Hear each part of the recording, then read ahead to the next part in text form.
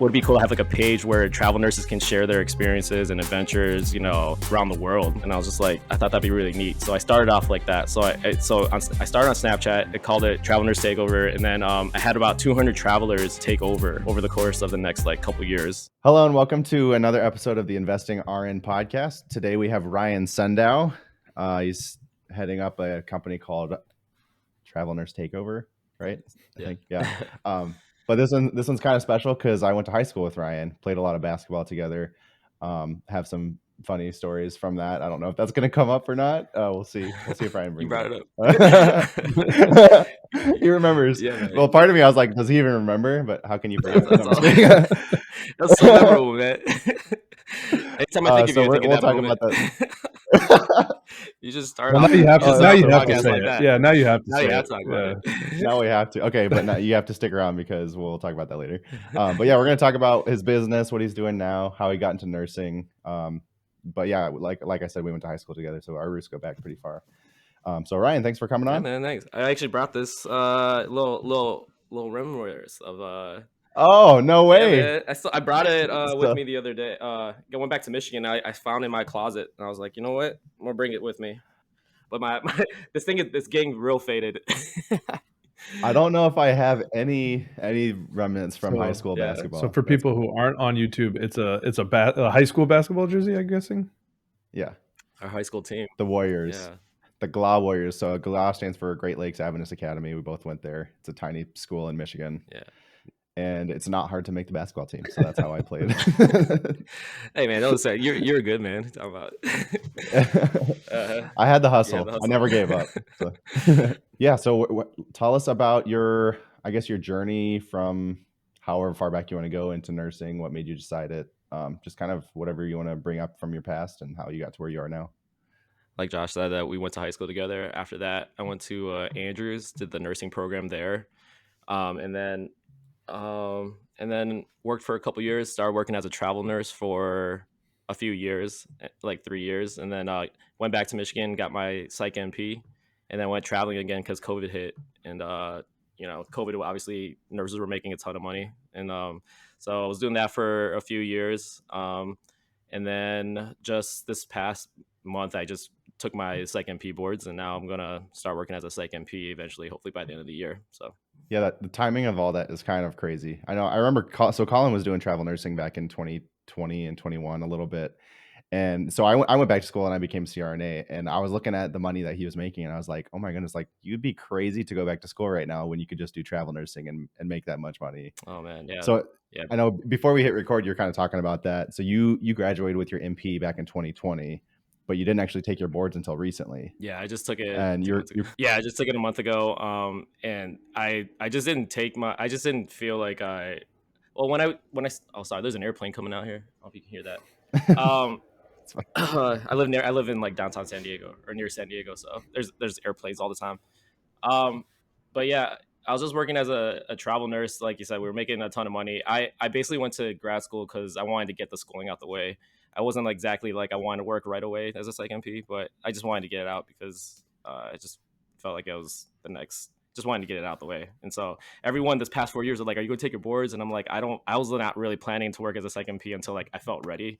And so now that like the rates are dropping and I'm just like starting to feel like, okay, I want to take the next step because I'm starting to get burned out from just being on bedside. So yeah, that was my way out from bedside, was to start working as a Psych NP. So yeah. So what did you do to prepare for your boards? Because I feel like 3 years after I graduated, I would remember nothing from, well, okay, not nothing, but not what I needed to know for board prep, because everybody knows like board prep and actual like working in the hospital or in your clinic or whatever is way different. Yeah, totally different. No, there's for the Psych NP specifically, there's like there's different resources that you can use, and you basically have to study that. So really, I didn't remember too much from my grad school, but like that. There's a book that they recommend, and I just read that, and that was it. Like, I felt like I'm a pretty good test taker. I was just like, I did forget, like, there was a lot of material that was lost over the years, but I just studied that and just honed in on that, and yeah, it wasn't too bad.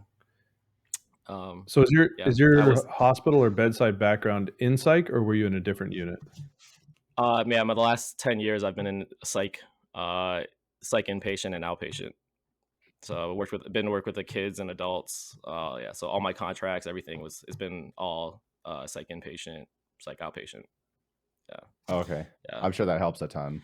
Yeah, you get a lot of interesting stories. It's a fun demographic to work with when you're an like with psych. I like working with that demographic. People who are depressed, going through a hard time.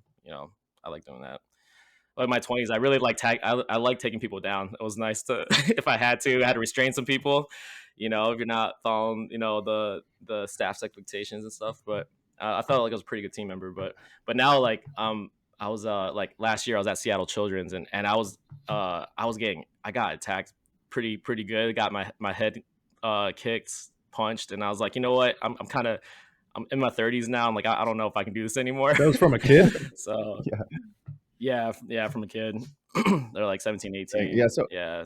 What are the regulations for that? Because I mean, if a patient's being aggressive, I feel like I would be able to do whatever I need to do to protect myself.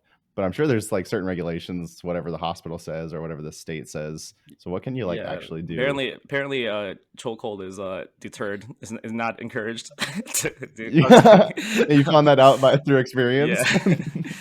Yeah, there's like some they call it CPI. It's one of the main ones, crisis prevention. And it's just like all these different de-escalation techniques. That thing is such a joke. The one where they like, if somebody grabs you from behind, you put your arms up and you turn. I'm like, what? Right. Nobody's letting go of you for that. All these steps, exactly. Yeah, it's like that break the wrist, walk away. I'm like, dude, that's not like when stuff's because I did ER for a long time, so we would do like takedowns and I was kind of the same way. Like when I was in my 20s, and I mean even now, I think I'd still be excited to do stuff, but it's like, yeah, getting kicked is a little different now than it was back then. And it's like, I got a kid I got to pick up and work with. So, I mean, it all kind of goes back to like just burnout and just not being able to take and the situations we're in now and needing something else. So yeah, I mean, for you, NP school, so that worked out. Now it's like, okay, because is a lot of that remote these days. Yeah, I mean, I'm hoping to do telepsych and travel. So I'm hoping to be like in Hawaii with a green screen on the beach, being with like an office. Like, do you want to kill yourself? Like, well, I'm just in Waikiki Beach, and then like the wind takes the green screen, and then the beach comes up, and I'm like, so yeah, I mean, yeah, no, I'm hoping that's a dream scenario. Yeah, where they can't touch me. I'm like, yeah, I'm behind a screen. What are you gonna do? Was that particular incident like just kind of like another day in psych, or was it anything to do with like staffing, or is that just kind of how it is? Man, it felt like it was a rough summer. It felt like that was how it is. There was so many injuries, not just for myself, but like staff members. It got to a point where actually at the end of the year they went to the news and like talked about it. And the thing is that like they got into like the main news channels and talked about inpatients and the lack of resources for these children. But at the same time, there's other facilities that don't have as much resources as they do too. Like I've worked at like 10 different hospitals, and it's crazy. Like psych is hard everywhere, and it feels like there's a lot of staff injuries all the time. Yeah, that's not something that I've really think about. So I've never been in psych, so it's a completely different game, I'm sure. But like, there's a lot of short-staffed med surg units or ICU units, but we don't really think about like nurses being short-staffed because they're just injured. Like you might be fully staffed, but half of your staff have been kicked in the face and are like on some sort of a leave. So what do you guys get? I guess if you can't come into work because you're injured, I would assume that you get some sort of like workman's comp, stuff like that. Yeah. Is that and a lot of people. Sorry, I was gonna say, is that equal to your full pay if you get injured like in a situation like that?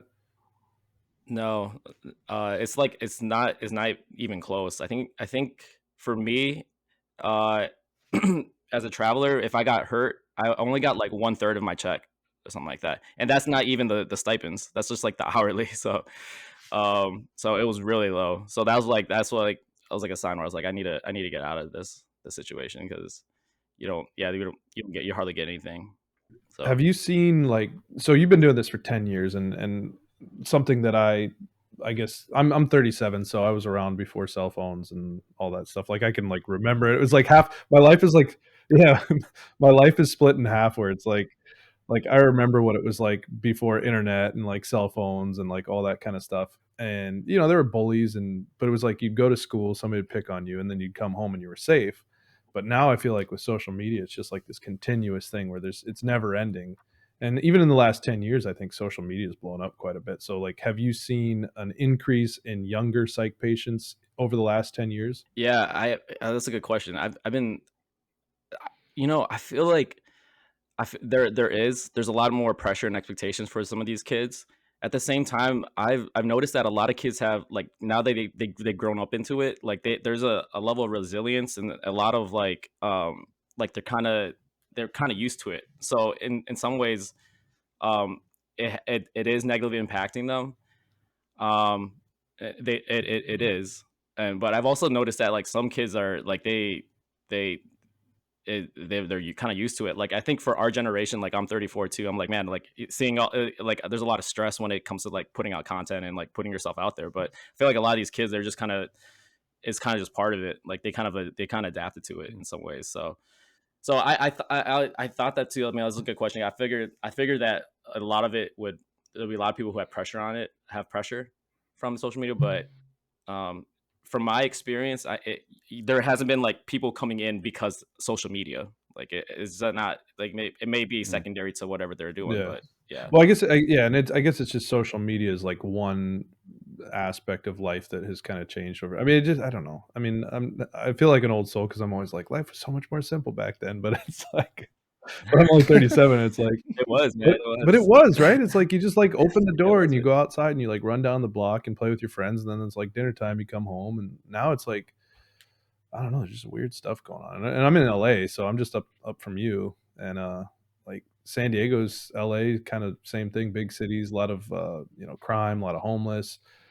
It just seems like a different time now. So I don't know how much these external factors are just affecting people overall and how much it's playing into like upticks and what you're seeing in psych. So just kind of, Yeah. I don't know. That's good. So what kind of this is I'm gonna try to be careful the way I phrase this, but like as a child, that because you said you worked in like a children's hospital psych unit. So as a child, like what type of stuff are you seeing there? Because what I'm trying to get at is kids that think they're cats or think they're wolves are like that's like accepted in society now. Or at least that people in a certain way people are trying to like make it a little bit more okay. Are you seeing that type of stuff in the hospital? What was that, like? You said cats and wolves? Is that what? Yeah. Josh is watching. I'm Josh probably is watching too many YouTube videos. I've never heard that phrase before.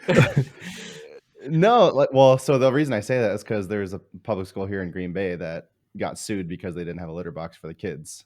And like I thought that was the most ridiculous thing I'd ever heard, but apparently that's like a thing these days. Really? Are you not seeing that? I've never No? seen Okay. that. No. Completely off the wall. Okay, never mind. Okay, good. Well, I'm glad it's not accepted then. All right, good. Moving on. Yeah, I mean, Oh man. Yeah. there's All right. I don't know.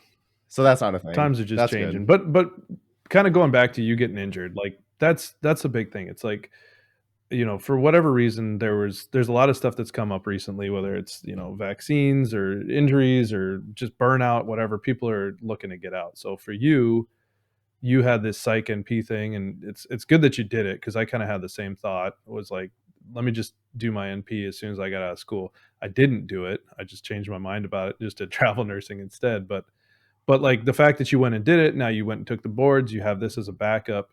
But like, had you not done that, you would have just kind of been stuck in this travel nurse thing. And then it's like, if you get injured, then what? So it's like, I think that's what we're like looking at with all these different people we're talking to. It's just like, what was the motivation for you to start looking for something outside of nursing as like a backup that could be your, fallback plan or whatever, or to get you out if you wanted to?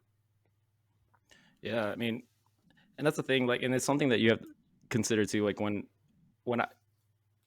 I wouldn't, the Psych NP route is something that I love. I love working in this demographic, obviously. But I would, if someone asked me, would they recommend to be a Psych NP? It's either like kind of like a love or hate. Like, you just don't do it just for the money. So on the second hand too, is that, it costs money to go to school. If I didn't do my Psych NP, I would have more money right now to probably maybe invest into a house, invest into a real estate too. So like you kind of have to like think of the cost benefits, or the opportunity costs in doing stuff like this too. Because I think about that sometimes, like, man, I could use this money and maybe flip a house or something too. But at the same time, I'm okay. I'm happy with where having my second P now. But it's stuff like that's the stuff that kind of runs through my brain, like what, different options and opportunity costs. So if someone asked me if they want to, I see a lot of people who want to work as a Psych NP now, and so I kind of tell them that, like you want to love it, working with this kind of demo. So you or you're going to get burnt out real quick. Yeah. Yeah, well, we talk about that a lot, because it doesn't matter how much money you're making, you can burn yourself out, like, regardless. But I did want to. So you stayed working as a travel nurse. I was going to ask you how much money you were making, because it must have been really good for you not to want to work as a Psych NP, because I've heard they make pretty decent money. And then what do you expect to make as a Psych NP now that you're going back? Yeah, I mean, I wasn't making as much as other travelers, like ED travelers and whatnot. I think I peaked at like 3,800 a week, which is for psych was good for me. And and also another thing too is, like, the reason I stayed with travel nursing is obviously the flexibility and just being able to get a lot of RTO, or just like take time off in between contracts. So another reason that has deterred me to work as a Psych NP is, like, it was more like working 5/8, working like more of a daily routine kind of thing, which before I wasn't like I really wanted, but now I'm getting to that stage where I'm like, I want something more of a routine.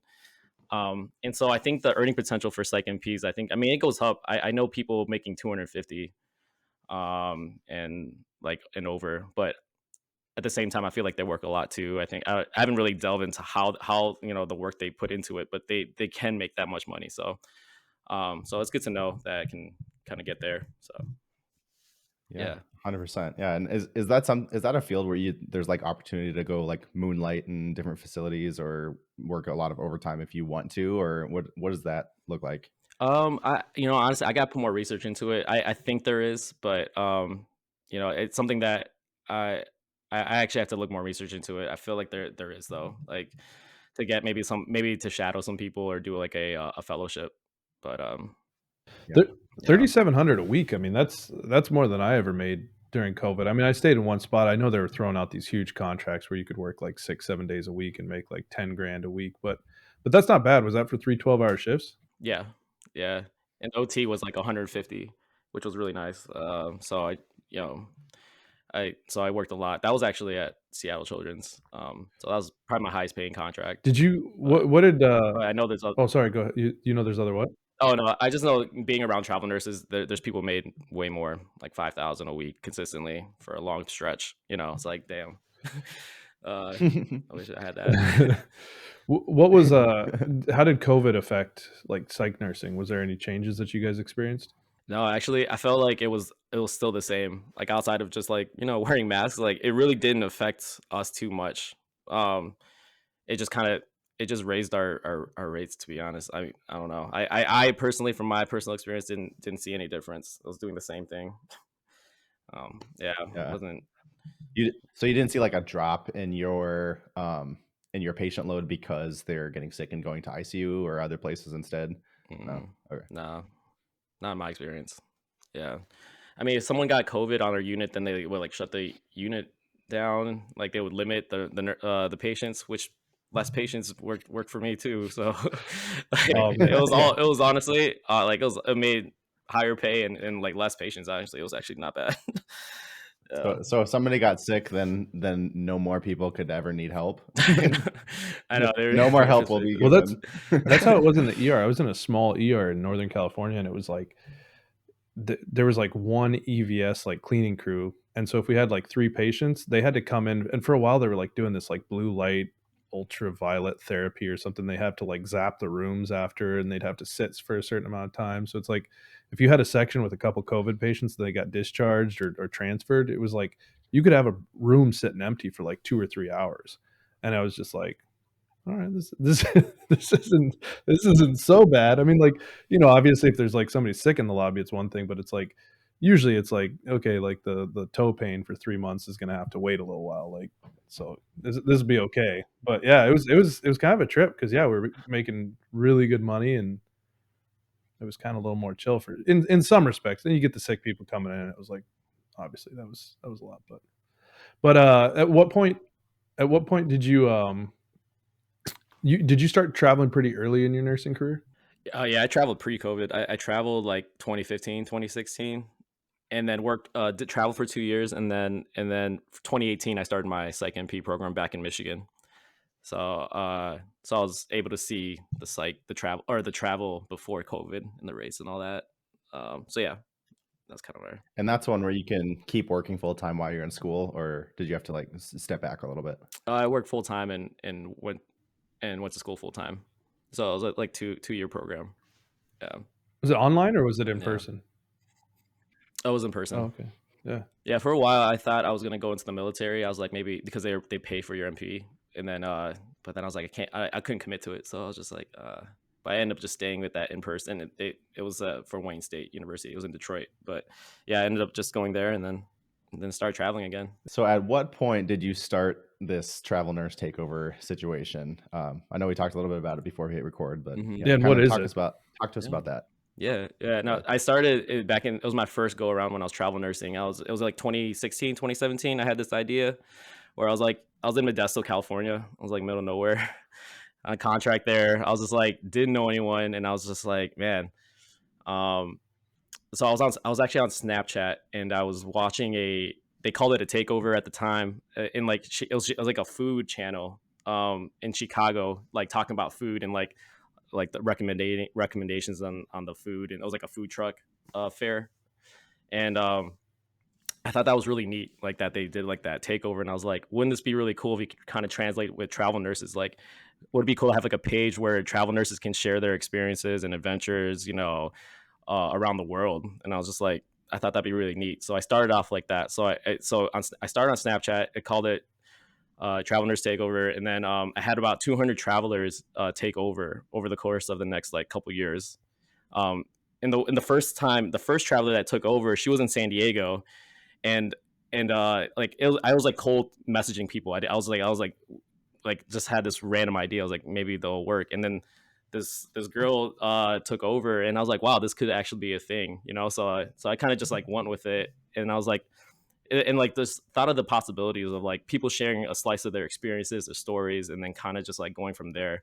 So that's how it kind of all started. And then over the years, like fast forward to like even 2020 during TravCon, or not TravCon, I'm thinking the conference, but during during COVID, we started doing Zoom meetups, uh, like just with travelers, and so the community grew from there, doing stuff like that. Like every week we would like meet up, and then we would do like other stuff. We've been doing medical clinics in the DR, Dominican Republic. We've done like 8 clinics with travelers for the past few years. Um, and then I'm like really fast forwarding everything, but like then we're doing all these group chats. There's like over 200 travelers in all the main cities in each one, and then on top of that, we're doing all these trips. Like I said, we were talking before the podcast. We've been to like Whistler, Bali, uh, Utah, and we're gonna go like Switzerland, Peru, Tulum. Like we're doing all these trips too.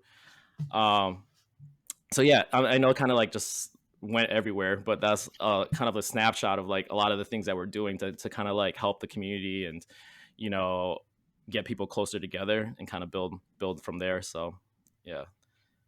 Yeah. So I might have missed like these food channels, the takeover food channels or takeover channels or whatever. So you said earlier, like back when you like first were starting, you said you like invited somebody to take over. Maybe I misunderstood what you were saying, but what did you mean by So like that? basically just to take over the account. Like I made a Snapchat account and I was like, hey, I'll give you the password. Like just share your stuff. Like just like share whatever you're doing that day. And so it was like them like saying like, hey, my name is yada yada yada. I'm a traveler in San Diego. We're going to Temecula this weekend, come join us. And like they just share their stories kind of thing. And that way it was just kind of like it compounds on each other. Like you take over, people will follow you, and then and then you pass it on to the next traveler, people will follow you, just show the experience kind of thing. So that's kind of how it started. So I had about like 200 travelers do it all around the world. And so that's how it kind of started, and then from there evolved into more. So Do you still have that Snapchat account it's not, I circulating, don't even or is use it it anymore. That was before Instagram had stories. So Instagram took Snapchat's idea with the stories, and then I moved it over to Instagram, and then kind of started from there. So okay, that's where we connected or reconnected, I guess, was back on Instagram, because I saw you and you have like a ton of like follow 10,000, 12,000. I don't remember. It's like a ton of followers now. yeah. So do you just repost the stories there from other travelers now at this point? Yeah, I mean, we do some takeovers every now and then, but that's not the main thing we do now. So, but yeah, it's a nice, like the community I feel is real close. Like being able to see from my perspective, like all the group chats and just all the people connecting over the past couple years. You can see how much of an impact it can make, because like at this point now, after like doing this for about a year and a half, 2 years with the chats, people who go to, like, if they're in contract in LA and now they're going to Seattle, they just transfer over to the group chat. So from LA to Seattle, and everything's connected now. So like everyone's just kind of knowing everyone at this point. So now it's just kind of building. And so having that, community, knowing that you have people there already that you can connect with, and like you already know, like you have mutual friends, and you're like, oh yeah, like I know this person, whatever. And then you do all these trips together, and now you can do all these like side group chats and everything. So I feel like it has really made a big difference. Like, and just from people telling me stuff, it's cool. It's really rewarding to see that. So, and it all started because I was feeling, back in 2016, I was in Modesto, California, and like not knowing anyone, and I'm like feeling pretty isolated, as a traveler, not knowing anyone. So yeah, that's how it kind of started off with, isolation. Yeah. So Well, also I was gonna say, like, so when you were in Modesto feeling lonely, it sounds like, which I know Modesto, so I understand. But like, what did you? I mean, you saw the food channel, you saw this takeover thing. Like, was this like? Did you see this as some sort of like a business you could do, or like, what was your? Did you have a vision for this, and has it like evolved into what you imagined it would, or has it changed into something completely different? And now, like, what would you say like the biggest, like, I don't know, maybe service that it provides? Like, what is that now? I mean, when I started, it was kind of like it was kind of like a blog in a way. Like it was just, for me, it was just a creative outlet, being able to, give people a platform to not only just share their story, but what they're up to.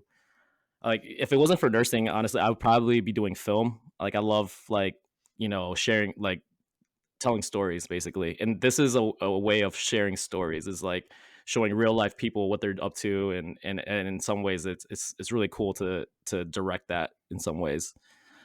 So it was like my passion for storytelling, for nursing, for traveling. It just kind of it kind of touched everything for me. So that's why I kept doing it. And now it is grown to a point where we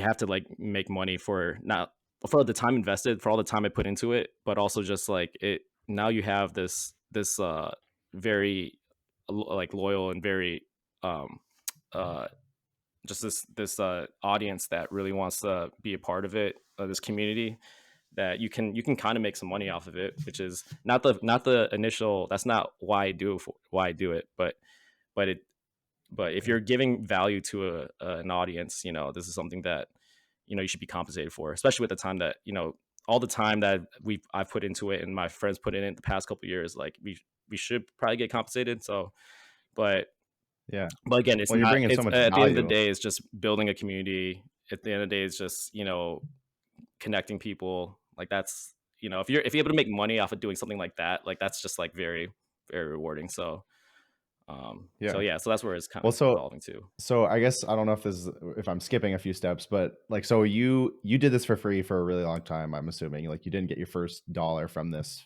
until years into the process. So at what point did you get your first dollar, and how do you sustain putting so much time into something and not really getting paid for it? Yeah, I mean, I probably my real dollar probably maybe a year and a half, 2 years ago, and I started back in like 2016, 2017 with the idea. And I was okay with it for a long time. It was just, for me, it was just a creative outlet. Like it was just a blog. It was like, I just had fun with it, and I still have fun with it. Like it's just fun to connect with people. But yeah, no, it's only been like the last few years where, like, my friends too, they're like, you need to like make this into a business and stuff. So I'm like, I was resistant for a long time because like you get to that point where you're like, it's your creative outlet, and now you're like, people will like, make it to a business. So yeah, I was very resistant, and now I'm like, I have to at this point. I'm like, I can't keep putting time invest into this unless I'm like, we're getting paid for it. So yeah, Well, that's where and we're you at. mentioned doing medical clinics. So how does that work? Is that like a volunteer based thing, or are you fronting the bill for that? How does that work out? Yeah, we work with a nonprofit organization called the Ford North Project, and that one I'm not making any profit on. That's just strictly like just as a nonprofit organization that we work with, and it's one specific guy that works there. His name is Matt, and he's like the most awesome person. Love that guy, but yeah, he's been running that in the DR. He lives in the Dominican Republic, and we've been doing medical clinics, like very basic medical care, but we've done about 8 to 9 clinics so far, and each clinic we've had about 15 to 25 travelers that have come, and so they've kind of connected in that regard. So yeah, so we've been doing that too. So along with we do it with our friends at MedVenture app. I don't know if you guys know about them, but Heard of that? they're it's an Yeah, app I that follow basically, them a it's little bit. a community app that are my friends Ryan and Emily made. It's basically an app that connects travelers and you can do events on there too. It's So really the useful, competition. very powerful app. uh, Yeah. yeah. So you're actively promoting your competition. You guys must be really good friends. What's that? You're Oh yeah, we're both, yeah, yeah, we kind of work hand in hand, so That's cool. yeah. that's great. Well, Yeah. Well, go ahead, Josh. I was just gonna go on a little tangent that like you'll notice that like people that are in it for the money, they're very competitive over collaborative. But as your story kind of indicates, like you weren't in it for the money, you're in it to help people. So you don't care if you're promoting somebody who may or may not be competition because you're in it for the help and for Mhm. the reward of helping people. Yeah, I mean, I think at the end of the day, I think we can uplift each other. I think that we can all work with each other in some ways. I know it's hard.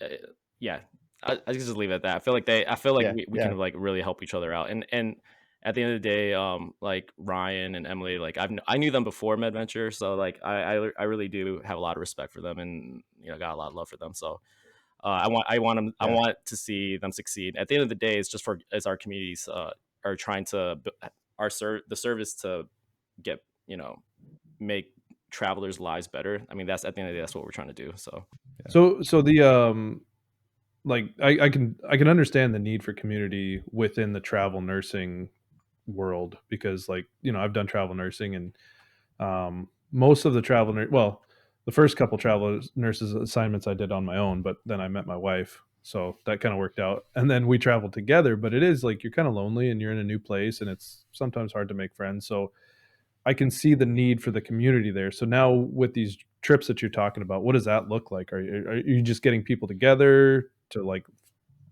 I guess, just build that community, or is there a purpose for these trips? yeah, I mean, it's just to have it's these trips at the end of the day is just to connect the community and have a good time. Like there's a lot we like, depending on what we do, like the ski trips, we all bond over going snowboarding, skiing together, and like at Banff, we had about 50 travelers come, and then in Utah, we had about 50 travelers come this past year. The year before that, like 35. Bali, we've had 50 people last year, 35 the year before that. So like, where are you going to find a community where you can bring this amount of people together and you can automatically connect? You have something to bond with. You have travel nursing, travel healthcare to bond with. Like everyone's just like, you have immediately you connect with these people immediately. It's like, and then you have this connection. And so, and then now that you go back to the States after these trips, you're like, oh, I have like friends now in San Diego and Colorado, Denver, and everything just intertwines. Like it's just like and it just keeps growing from there. Like you just like, I feel like that can't put a numerical value on just connecting people in that sense. Just like it's just fun to be like kind of in the center of like just organizing all that. So um and I just like doing things that I enjoy, that I have fun with. Like I love Banff, I love Bali. I mean, I'm Indonesian, so to bring people all the way to Indonesia is actually, it feels like a full circle moment for me, because my parents came from Indo. So the fact that I can bring all these travelers and experience my culture, like I love that. I don't even need to get paid to do that, but that's really fun. So yeah, and we party a lot. Like it's a fun community. Like we party. Travel nurses know how to party. Travel healthcare in general. So when you put everyone together in one space, like it's special. It's special. So yeah. Yeah. So If you guys if any of you listeners have not seen some of the stuff that he puts out, you need to go check it out. When he says they know how to party, they do. I go mean, we see don't what he even means, post. We don't because post. he's not We don't post lying. half the things. I could post a lot more. But travel nurses, yeah, we're a special breed for sure.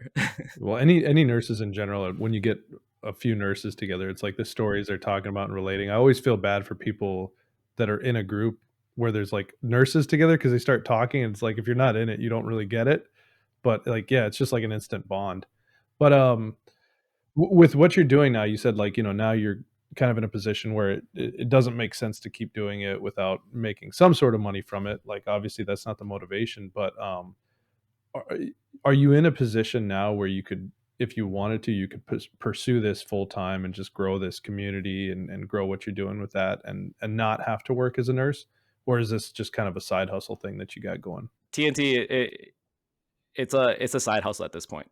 I think it can grow into something more, but right now, it's just a side hustle. We are making money, but not to the point where like we're matching like our salaries or anything like that. But by no means, we're not even close. But I think it has potential. Like working with, another aspect to it too is just working with the agencies, and trying to find agencies that, like, we've given a lot of money and a lot of gifts over the years with just working with agencies. And so like I've had agencies pay for like dinners for Bali, for Banff kind of thing. And like, so they see the value in it. It was just like, creating that connection with the community. So um, maybe if like an agency decided to like work more like intensive with our group, we could probably make more money too. I think that's where, if I was to go full time, I think I have to find an agency that really, really believes in it. And like, they can invest the money into that.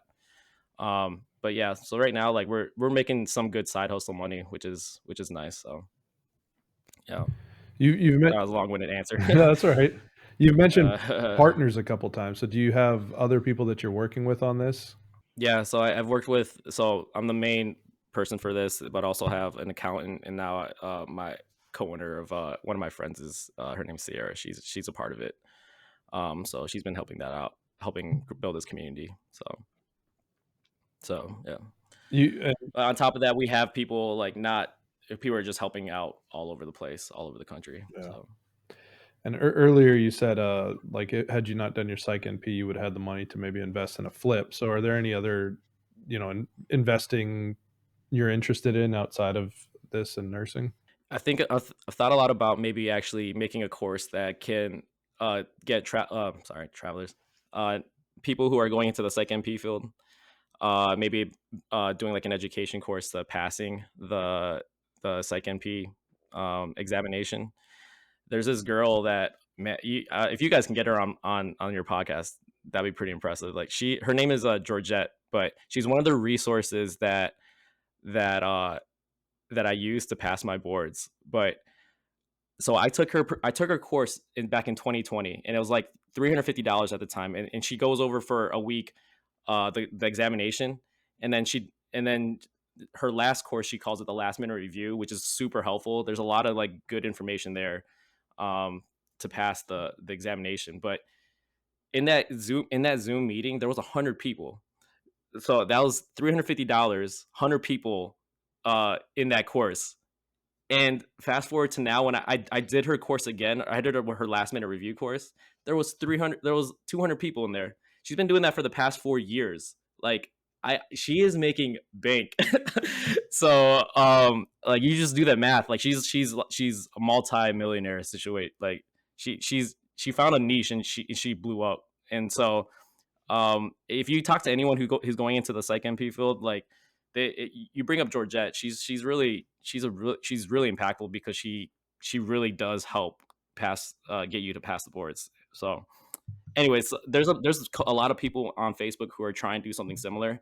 I feel like I'm a pretty good marketer, and I know like what to do, like in what regards to that. Like I feel like that's something I want to. If I was to do another side hustle, it'd probably be that. So it'd be like step 1, pass like I guess the program, and then step 2, like let it season for 4 years, then take the exam. yeah. Sit on it for 4 years. Yeah, just marinate on it. Marinate, think about it. Yeah. Yes. Yeah. I like it. One, that's kind of a genius model because you just need to price your course just a little bit less than it is to retake your boards. Because guaranteed pass, just make sure that it's less than it costs you to actually take the boards. So they're like, well, if you have to retake boards, just do like a money back guarantee at the beginning. Just like I'll give you your money back if you don't pass or don't pay. But yeah, I mean, it's crazy because genius. Oh, go ahead. I feel like the Psych NP, I feel like it might get oversaturated at some point because I know a lot of people are going to the Psych NP route now, like just to get out of bedside. So they've been I do anesthesia, and they've been saying that about CRNAs for a really long time, but I don't know. I don't see it. Like we'll see. They keep saying there's so many people that are retiring. When they retire, who knows? But like I don't know. They've been saying that for a long time. Doom and gloom. It sells. But I guess to your point, Josh, like when I took my NCLEX, it was like I think the review course was like $300, and it was only like $150 to take the test. And I was like, well, I'll just pay the $150. If I fail it, I'll have seen the test, and then I'll just go take it again. And I'm still like, $100 in the positive. So yeah, I guess you do kind of have to be competitive with your pricing to make people, but I guess most people aren't okay just going and like failing the test. Like I was just like, whatever, I'll just do it. Because on the off, some people that affects them mentally. Failing a board course affects some people mentally. Well, and you said, well, I was gonna say you said it earlier, Ryan. You're just like a good test taker, and like I think that's like a thing in just a lot of different ways. But it's like I don't know. I always joke that I was like right in like the sweet spot where I knew enough to like pass, but I didn't know too much that I would like question every answer. and like we've seen that in real estate too. Like you see like you always hear about in real estate analysis paralysis, and you see these people that are just like so analytical, and they can just pick apart these deals, and like you see how much they know, and it's like there's no reason you should ever like fail. But then they're like kind of too analytical, and they either don't get started or whatever. And like for us in investing, I mean, I feel like we're in that sweet spot where we're like dumb enough to do it, but like smart enough to keep it going. Like, I wouldn't say we're exceptional by any means, but it's like we just do it. So I don't know, it works. Yeah. So I'll kind of argue with the good test taker point because I'm a walking testament that may or may not be the case. So in undergrad, I was a terrible test taker when I didn't study, and in graduate school, I was a really good test taker when I studied a ton. so I don't know if it translates completely. Yeah, maybe. I mean, I would just see like all these people with like test anxiety, and I was like, well, I don't know, like I'm just gonna go and I'm gonna take it. If I pass, I pass. If I fail, I fail. Like then I don't know, like. But maybe it's just a personality thing. I'm not sure. Can't really say. But yeah. Yeah, there's a lot of people who want that that prep right before. So, figured I could find a niche for that, as far as like, helping them out with that, pass the test. And yeah, I don't know. For sure. And digital marketing, you put time into one course and you can sell that same course over and over and over. Yeah, the tests are so like, I don't know. I mean, everything I learned in nursing school and like everything that was on the NCLEX didn't prepare me for actually being in the ER and working. Like I learned so much more in the first 6 months in the ER than I did. So it's like literally you just need to like have the resource to pass the test, because like you're going to learn on the job. So it's like those I think those last minute study things are like awesome, because it's just like teaching you how to pass the test, which is just this hurdle you need to get over to actually start your career and be good at it. Well, I guess you ready for the final five, Josh? Head down to our final five. Here we go. All right. So here's those 5 questions that we ask everybody. What is a top financial resource that you found? Where do you go to educate yourself? I I've been listening to a lot of podcasts lately as far as like financial stuff, but I think for me, I don't. When you asked that question, I immediately thought of like, as far as like, I guess it's not financial. I guess it's more entrepreneurial stuff in my mind. But like Alex Hormozy, I've been listening to his stuff a lot. And then him, there's this guy named Sam Ovens that I was listening to for a bit. So those two guys, and then yeah, I think that's kind of what I've been listening to as far as like entrepreneurial stuff. I don't know if that's, I know it's different than financial, but that's what I've been kind of. It turns Financial, I don't really into have. Close enough. Yeah. Yeah, more just motivation. And actually, I'm a big fan of Hormozy also. He gives actual like not realistic, but like step by step like help a lot of times. I don't know if you've read his two books, $50 million, no, $100 million offers, and I haven't read it yet. Yeah, those are both. I have his great. ebook. I bought the ebook. I just haven't read it. Yeah, I need to read it. Yeah. Him and yeah, those are the main guys I think that I can think of right now. But yeah. So the second question is, what advice would you give yourself as a new grad? I would tell myself to work a lot more when I have the energy, and just to save up, pay off those freaking private loans for Andrews or Southern. Oh no, I would have worked a lot more probably. And then especially during COVID, I probably, now that the rates are down, I would probably told myself to work a lot more than to make some more money and have more money to invest. But yeah, in the short term. Because you'll burn well, I was yourself going out to say, real like, quick that way. what were you doing? Have a plan. What were you Have a doing plan. instead of working? Where were you traveling? Yeah, I was traveling. I was just traveling. Finding different hobbies. Working on the community. So yeah, there is a balance. Like, yeah, I would have probably been burnt out, but I probably would tell myself like just suck it up for at least the COVID during the COVID rates. I would probably work a little more. It's tough to find that balance because it's like there's so much money, and it's just like one extra shift equals like this thing I could buy and like or pay off or whatever. So it's a tough cycle to get into, but it's nice to have it, but you got to like be very aware of like what it can turn into. So I don't know. Yeah, not true. Yeah, well, true. I think it goes back to having a plan too, because like I found myself working way too much just because I didn't have a plan, and I was spending the money as easily as it came in. So having a plan for the money that you're making, if you're gonna burn yourself out, at least have a plan. Yeah, to get out of it. Yeah. I think I would have told myself also, work on these, execute faster. Maybe do it like as far as like with your side hustles. Back in my 20s, I sat on it a lot. Like there's a lot of imposter syndrome, feeling a lot of feels for that. So I would say execute faster, and and then learn as you go. So yeah. That's it. That's what everybody's doing. And do Brazilian Jiu-Jitsu. Why do you say that? Just something to protect yourself. Oh, because of the psych. Oh yeah.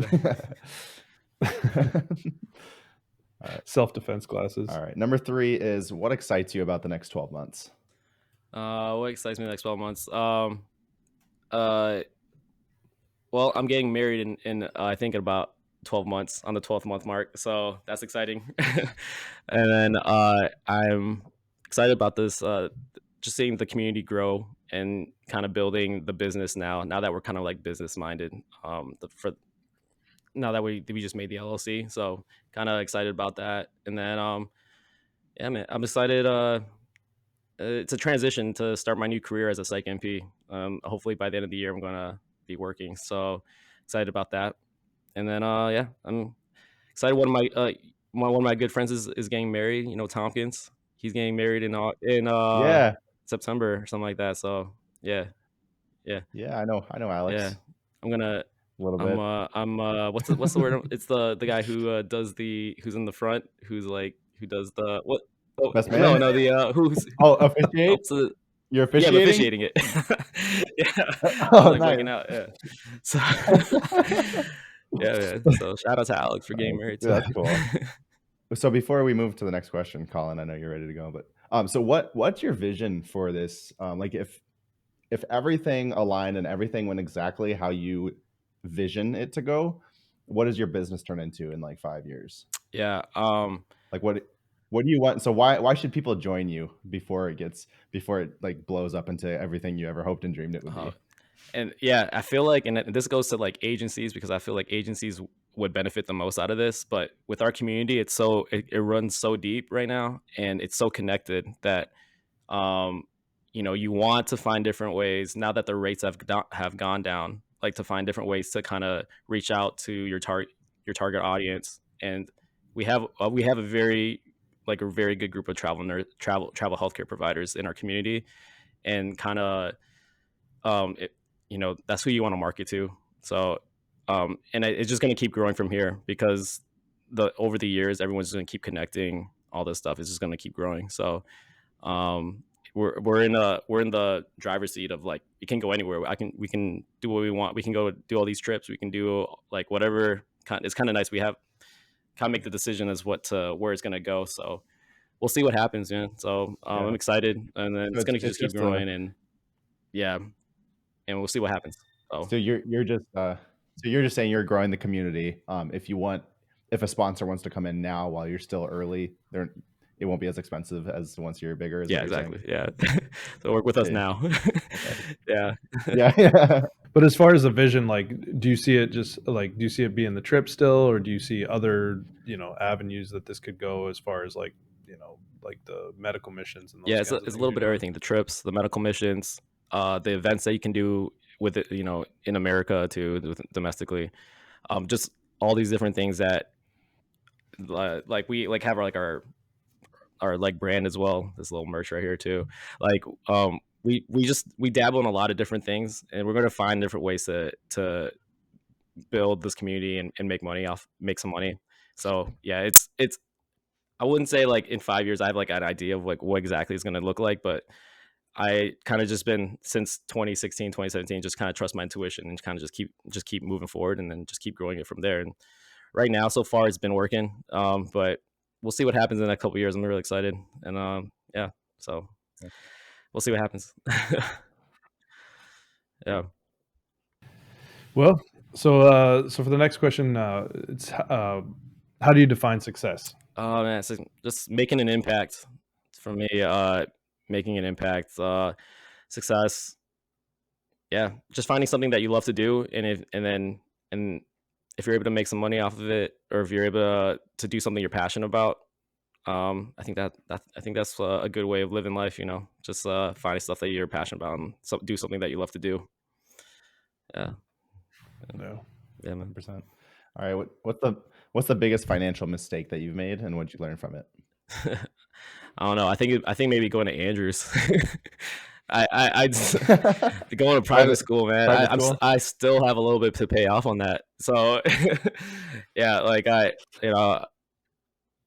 my parents didn't really teach me about finances when my parents came from Indonesia when they were like 16 or 18, and it was kind of like in us, like, oh, we have to get loans. It wasn't only until like the last 5 years where I was like, you know what, I'm like not going to sit on this anymore.